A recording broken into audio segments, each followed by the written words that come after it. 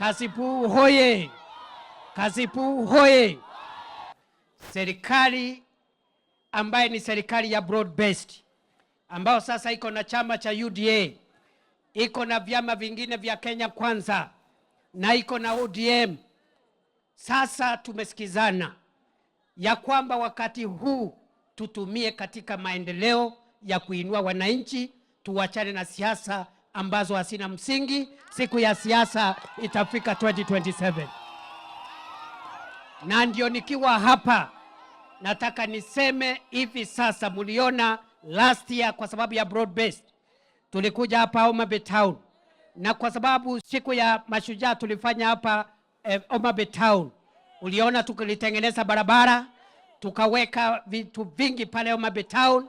Lakini kuna program nyingine nyingi katika Homa Bay County.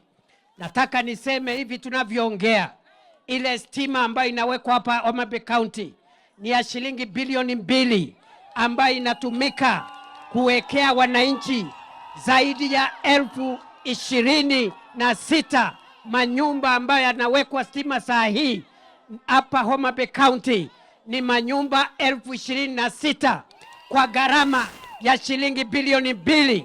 Rais Ruto na broad based government tumesema safari hii wakati Kenya ingine inaendelea, hata Homa Bay iendelee, kwa sababu Homa Bay ni Kenya.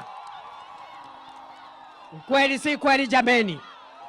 Tuendelee kuweka stima, tuendelee kuweka stima. Ya pili, zile barabara zilikuwa zimekwama. Mnajua rais ametangaza sasa tumepata pesa ya kufufua barabara zote ambazo zilikwama miaka 6, miaka 7 iliyopita, ili tukamilishe na tujenge barabara mpya. Na mimi nitarudi hapa kusaidia kuanzisha barabara zetu hapa Homa Bay County na hapa Kasipul. Kasipul hoye! Kasipul hoye!